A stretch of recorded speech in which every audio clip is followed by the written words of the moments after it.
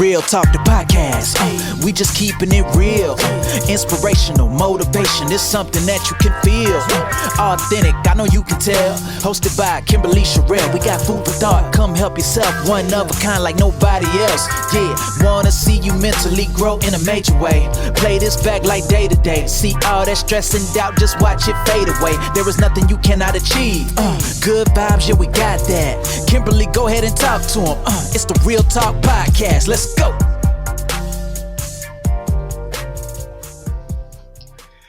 Hello, beautiful people. You are listening to Real Talk, the podcast. I am your host, Kimberly Sherrill. I just want to say thank you so much for joining me on this lovely day, whatever day it is that you are listening to this. You could have been anywhere else, but you're here listening to me, and that is so appreciated. I have the esteemed pleasure of having in my guest chair today, CaTyra Polland.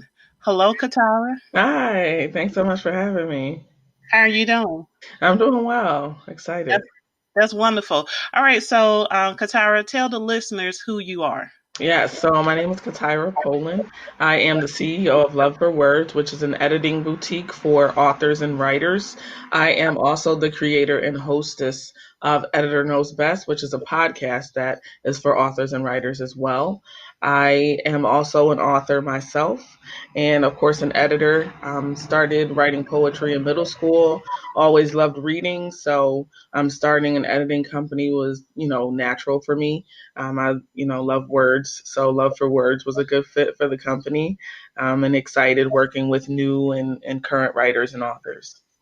That is awesome. So you say you began writing poetry in middle school. I think Yes. that's so awesome because I've been writing since I was 8 years old, but my love for poetry happened when I was in the 8th grade. Okay. What Awesome. started you with poetry in middle school? Well, I entered a poetry contest and I actually was recognized for my entry. So that really just, encouraged me to keep writing and motivated me to keep writing. I actually just published my first book of poetry in March, actually, and I had a book signing. So it was really nice to be able to read my poetry and get feedback from, the people who attended, and just share a little bit of my life and things that I've gone through and things that I've learned. So I also really like slam poetry.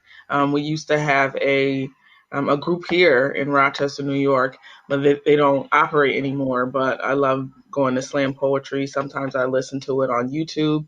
So I just really love poetry, reading, and writing. Awesome. So you're a native of Rochester? Yes, I'm from Rochester, New York. So what was it like growing up? I've had a really good childhood. I was definitely privileged. I had the opportunity to go to overnight camps and participate in different, programs throughout the city. I was involved in choir in school. I have a little brother, so, we were only 3 years apart. So, we did a lot of things together. I had a really good childhood. I was always encouraged to pursue my passions and goals. I never had someone tell me that I couldn't do it. So I'm definitely grateful for that. And I know that not everyone has that encouragement. So I try to encourage other people to pursue their dreams and goals and be a positive influence on other people. That is awesome. So are there any other writers in your family? Yes, my aunt Shari actually writes. She writes a lot. She's working on a book now, but she's been writing, for, since early in her life. So I'm sure that came from her as well. Just my aunt Shari. I think she was the other writer in our family. All right, then. Well, shout out to Auntie, as we say in the South. Auntie is a writer too. So your poetry book, Dear August, Love August. Tell us about it. Yeah, so I selected the title. I was born in August, so that's why I selected August. But I chose the title because it was kind of like a letter to myself and my readers. So I chose the Dear August, Love August. And it really includes different poems about some experiences that I've had in childhood and adulthood, heartbreak, just some of the things that, Black people face, in our country, in the United States, some of the challenges they have, I have a poem about that celebrates and recognizes dark-skinned women, because sometimes, or many times, we're either left out or ridiculed, things like that. And that poem is actually Mocha Chocolate. So that's a poem that's really near and dear to me. I was happy to write that, and that's actually one that I read at my book signing. So again, the book of poetry includes, different topics and different things that I've learned and experienced in my life. Okay. Great. Mhm. So your company, which is an editing boutique for writers and authors, Love for Words. Tell us about Yeah. that. When did you start this company? What motivated you? Yeah, so I started in 2017. A friend of mine who's a publisher was looking for an editor. So I did a sample edit for her, and she was satisfied, and she started referring me to her clients that she was helping to publish their books. So once I started getting those referrals, I decided to start the business. At the time, I was living in Savannah, Georgia. In 2017, and I filed for my LLC so that I could, operate as an editing business. That's awesome. That is awesome. So you were Yeah. in Savannah. Yes. I lived there for 3 years. I was laid off in 2017, so I came back to Rochester. But I had a really good time there. I really enjoyed the scenery there. A lot different than here, Rochester, but it's Yes. really pretty there. So I enjoyed the weather, and I met a lot of great people there. I actually went back to visit a few years ago, hoping to go visit again soon. But I really enjoyed my time in Savannah. Well, I was going to say, I know there had to be like some type of culture shock. Yeah, definitely. So, what do you prefer, editing or writing? um, I prefer editing. Writing is a little more challenging for me. I have to be in a certain mental space for me to write. So sometimes it's challenging for me to get in the groove of writing, but editing is, a lot simpler for me. I'm taking someone else's work and helping them polish it. So I think it's easier to do that than to sit down and focus on my own writing. Awesome. So, what was the experience like other than, you started out just basically out someone needing an editor and you decided to start your company. So, what was it like transitioning outside of that to entrepreneurship? So I actually already had a business. I started Career Prep in 2011. So that business focuses more on professional development. So I was doing resumes and cover letters, and then I have expanded to doing LinkedIn profiles as well. So again, that's still in the writing field. So it wasn't too much of a jump, because obviously when you work on a resume, you're looking for grammar, spelling, making sure that everything on there makes sense, that is clear. So it wasn't too much of a leap for me since I was already an entrepreneur. It was just a matter of keeping those separate now that I had two businesses instead of one. So it wasn't that challenging since I had already had, background as a business owner. Well, that's great. Well, definitely already having the experience, anytime you Yeah. go into it, definitely helps with the transition of starting something else new because you already know some things to expect. So, you have some other books as well, Editor Knows Best and Write, Wine, and Quarantine. Tell us about Editor Knows Best. Sure. So Editor Knows Best. It's a one-on-one guide, and it breaks down the types of editing, what you should expect from an editor, what you shouldn't expect from an editor. So it's a one-on-one. So it's for authors who maybe are choosing to edit their own books. So it just gives you a background as to the importance of editing, what it is, and the different components that are a part of editing. And it's also for editors, maybe new editors who are looking to start as a freelance or start a business, who just need more information about what the editing process entails. So anyone who would be interested in learning more about the editing field and getting a refresher or a one-on-one, the ebook is really for that group of people. Okay, and so without giving it all away, just kind of briefly tell the listeners, people who are maybe in the process of finishing a book or have finished a book, just kind of give the listeners an overview. What should a writer expect when he or she contacts an editor? Yeah, so the first thing I would say, you want to make sure, honesty. You should expect honesty. So when I work with my clients and, they'll send me their sample or I start working, just letting them know these are the things that seem to be what you're struggling with. This is how I would improve this paragraph, or this is what I suggest you do. Also, someone who is a companion and not a competitor. So a lot of the times, authors are afraid to work with editors because they feel like they're going to remove their voice or change the words, and their audience won't understand it or it won't sound like their own voice. So just remembering that your editor is your partner. They're someone who is there to help you make your book better. We're not here to be combative or go back and forth or discourage you. We're here to help you as the expert. So also, knowing that it doesn't have to be a negative relationship. Sometimes I think we assume that we're going to, be on opposite ends, but we don't have to be. It's really for us to work together and not to fight. It's not a struggle. It shouldn't be a struggle. You should be working together to make sure that your book is the best that it is before it's published. Well, everyone, well, most people, I shouldn't say everyone, most people have that fear of taking your work to the English teacher or to that hard professor, and you get your paper back and it is bleeding.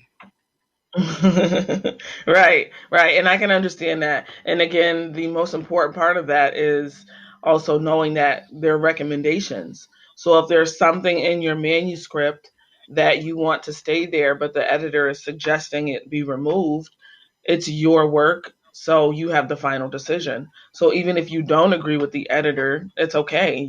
It's still your book, and you can remove or insert whatever you like. It's just another set of eyes helping you see a different perspective of your work. So I know it's easier said than done, but don't take it personally if your editor, makes a suggestion or a change that you don't agree with. Right.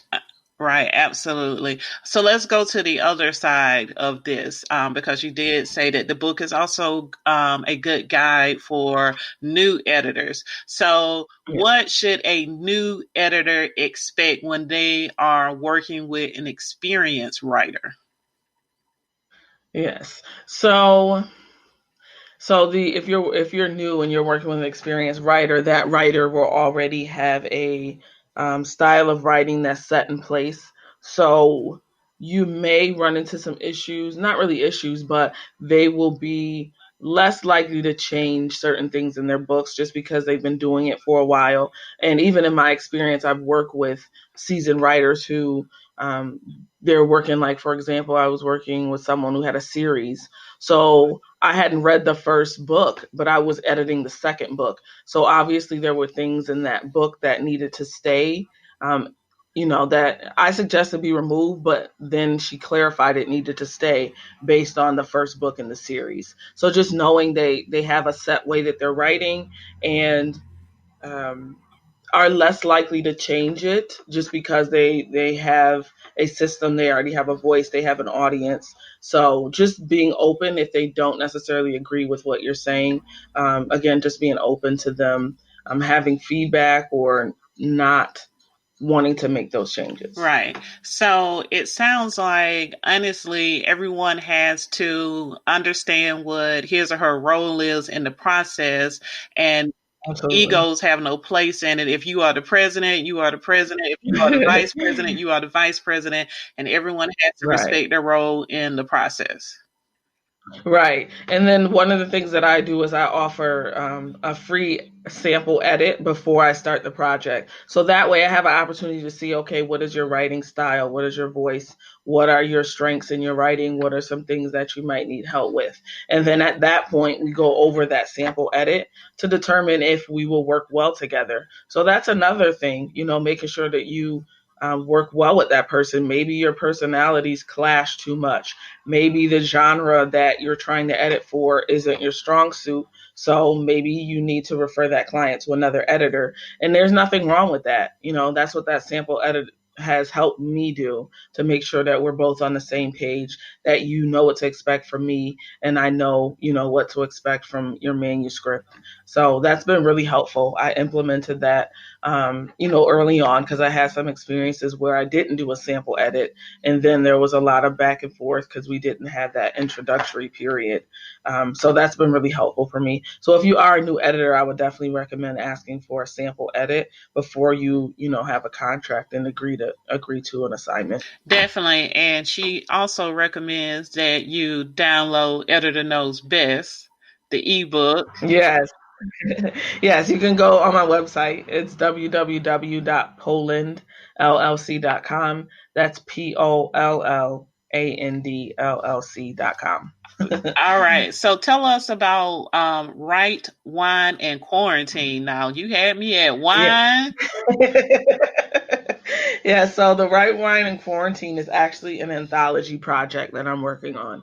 So I'm actually currently accepting submissions, either poems, essays, short stories, to put in the anthology. So I wanted to create a resource, just so that people could have something to read and relate to, while we're going through this, and even after, maybe take a look back and say, oh, I went through that too, or this is what I experienced. This is similar to what I experienced, or, oh, I never thought about, COVID-19 in that perspective. So I wanted to create this, anthology so that we all had some type of, kind of like a memoir of what we experienced during this time. So I actually was able to reduce the fee to $25. So again, I am still accepting submissions, and you can go on my website. And if you'd like to submit, a piece, poetry, short story, essay, you're welcome to do that on my website. Awesome. All right, listeners. This is some great nuggets today. I'm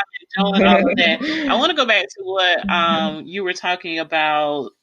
You say you've had some experiences with writers that you receive a lot of pushback from. So when you're in those Mhm. situations as an editor, and it seems as if you and the writer just really are not seeing eye to eye, do you, just bite your tongue and just do whatever the writer want? Or do you, is there a time when it's like, okay, this may not be effective for either one of us, and maybe we should just Mhm. stop the process down, and let Mhm. someone else continue? Right. Yeah. So, if they want me to change something back, I agree to do that. At this point in time, I haven't had to refer someone to another editor. We've been able to come to, similar terms and compromise and, work through it. But in the future, if I, work with a client who we don't seem to gel very well, I have no problem, referring them to another editor who might be a better fit. So again, I just encourage you to do that. You don't want to be stressed, and you don't want to stress the client. So there's nothing wrong with having that conversation and asking, do you feel like we can finish this project together, or would you, prefer to work with another editor? So just being honest and upfront, that's the best policy. Absolutely, absolutely. So what type of manuscripts do you edit? So I have done fiction and nonfiction, so mostly nonfiction though. So I've worked with a client who wrote about how to have a successful marriage. Another client wrote about infertility, as she experienced it. I have also edited a novel, which is a love story, but mostly nonfiction. I also edited autobiography. So I've done different genres. I've edited a comic book. So I've done a little bit of everything, but my primary experience has been And nonfiction. what's a realistic timeline for from start to finish of having a book edited? It depends on the length of the book, and it also depends on the level of editing that's required. So I think the longest book I edited was about 400 pages, and that was, I want to say it was between 2 and 3 months. So I usually tack on extra weeks just because, there might be something that comes up, and I'd rather deliver early than late. So I give myself an extra buffer so that I have time in case I need to spend, more time, working on it. I don't work on it the first week, so I have that extra time to do that later. So that one, I think it was between maybe a month and 3 months, I would say, to make sure I did that right. So I go through it at least twice. For my edits, so I'll read through it the first time, and then I'll do a second one, and then I share it with the author, and then if they have suggestions or questions, we work through that as well. Okay, great. All right. So CaTyra, you also are the hostess of a podcast, Editor Knows Best. Tell the listeners about your podcast. Yeah, so Editor Knows Best is a podcast for writers and authors. We discuss different topics like publishing, self or traditional publishing. I also interview international and national authors who are able to talk about their books, the genres, what inspired them to start writing, the authors that inspire them. And also just talking about different editing topics like editing versus revising, also just talking about how to market your book. So it's really just a podcast for those who are currently or aspiring to become writers and authors to, gain knowledge and also connect with other authors and writers. Awesome. You are a great resource for writers and editors. You've also been recognized by Rochester Business Journal 40 Under 40 Honoree. Tell us about that. Yeah, so that was in 2018, and the RBJ, or Rochester Business Journal, has the annual 40 Under 40 to recognize professionals in the community who are doing positive things and making an impact. So I was one of the honorees in 2018. It was a really exciting experience. They have an award ceremony with dinner, and you're recognized, you get a plaque. So I was excited about that, glad to join the other cohorts and be connected with other positive professionals in the community. That's awesome. That is so awesome. So right now we're going to transition to it's sort of like being in the hot seat. There are 5 questions I'm going to ask you. I ask everyone that comes on the show, you just give the listeners your real honest answer. Okay. Okay, so my first question is, tell the listeners a book that you have read that you found to be very beneficial as far as being an entrepreneur or as a writer. So I recently read a book on editing. I can't remember the name of it now. But basically it just talked about the different important things that you need to know as an editor. So there were a lot of key terms and recommendations on how to be an effective editor. So that was really powerful for me. And I just don't remember the name of the book. That sucks. But yes, that book was a really good read for me. It really helped me. And that's another thing I would encourage for writers and authors as well, and editors, to always learn. There's always an opportunity for you to learn more. You'll never know everything, but you can always learn something. So I've been editing for 3 years now, and I still go to the library and I'll take out books on editing, or I will watch a video on YouTube to learn how to better market my books, and just get more information for my clients. So that's one thing that I would definitely recommend to authors and writers and editors. Okay, great. And we all know the better you read, the better you write, and vice versa. So it's always a good thing to be reading something. So which transitions very nicely your answer into my next question. So tell the listeners a training, a webinar, or a conference that you have recently attended, whether in person or virtually, that you found to be beneficial. Yes. So actually, I went to a women's empowerment conference in Indianapolis last year, in the last November, I think it was. And it was an opportunity for women to come together and inspire and encourage and motivate each other. So I really enjoyed hearing from the different speakers. They had someone talk about relationships, how to build confidence, financial empowerment. So I really enjoyed that opportunity networking with other women. There were vendors there. So it was a great opportunity just to learn and to, again, connect with others, also impart knowledge, and let people know about my business, support other people's businesses, and just be in a space where women can congratulate each other. Great. Do you recall the name of this conference? Sometimes I have a hard time recalling names of things, as you can see. It was a women's empowerment conference. That's what I remember. I think that was the title of it. It was it was in Indianapolis, and it happens every year. This year, it's actually scheduled to take place in Atlanta, so it's an annual conference. Okay, awesome. All right. So my next question: if you could pick anyone to be your business bestie, anyone in the world, who would you pick to be your business bestie and why? I would say Jay Morrison. He's like he's a business man, but he has a foundation. It's called the Treff Foundation. So basically, what they do is they create opportunities for Black people to invest in themselves. So like, there's a website where you can go and invest in property it's like group economics. He has courses where he teaches people how to market their business online, digital marketing. He's a speaker, so I've seen him speak in Atlanta. So he talks about making sure that your family has wealth, that you're invested, that you are, supporting other Black businesses, that you are pooling your resources, and that we work together as a community. So I really appreciate his knowledge. He also does like corner talks. So he'll go on street corners and give like speeches, and people come out and learn about finances, and people are out there taking notes. So I just appreciate his willingness to go to bat for our community, and also to help our community, and not just and actually act on it. You can see that he believes in that, and that he's not just talking about it. So Jay Morrison is definitely somebody that I admire.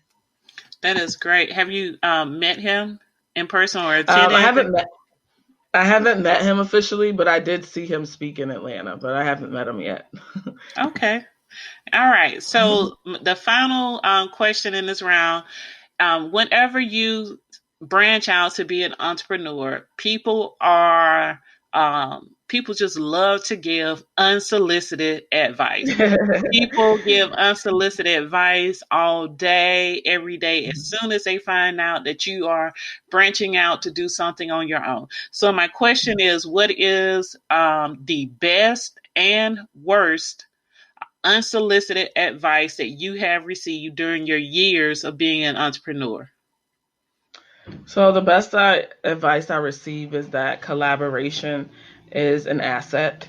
Um, I think a lot of entrepreneurs experience their intellectual property or ideas being taken without getting credit for it. So for me, I tend to do a lot of projects on my own just for that reason. But one of my mentors, told me, well, collaboration helps you grow faster, and grow your network and your base. And so that's something you need to work on. You need to learn how to trust and also collaborate with people, because it's to your benefit.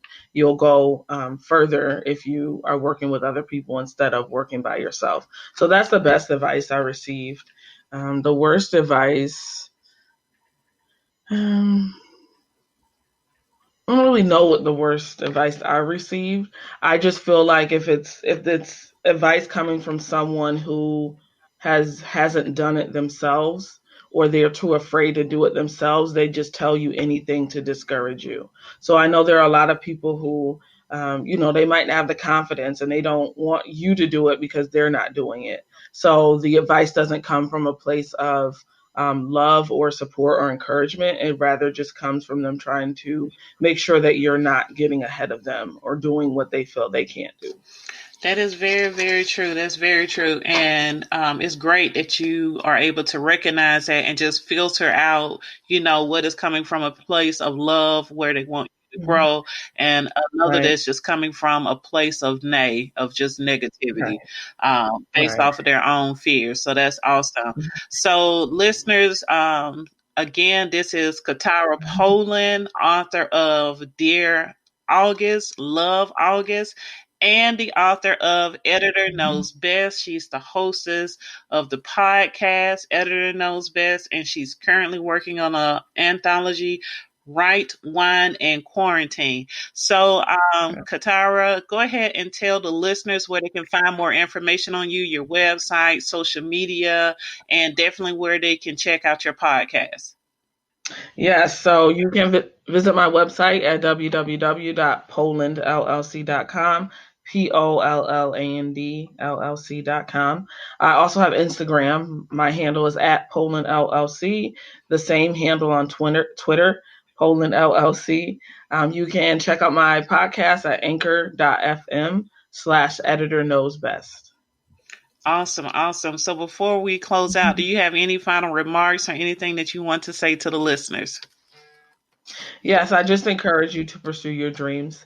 I know it can be easier said than done, but we don't have a lot of time here on Earth. So if there is something that you love, please indulge in it, and just take up your passions. That's what I recommend. Awesome, awesome. So again, beautiful people, you've been listening to Real Talk, the podcast. I'm your host, Kimberly Sherrill. I've had with me in the guest chair today, CaTyra Polland. I just want to say to all of you listeners out there, I thank you so much for tuning in and listening to this episode of Real Talk, the podcast. I hope that you found it to be very informative, insightful, and definitely inspirational. Thank you so much. I hope to see some comments from you. Let CaTyra know if you enjoyed this episode. Definitely encourage you to check out the books. And again, thank you for tuning in. I hope that you will join me next week for a new episode of Real Talk, the podcast. And remember, stay real.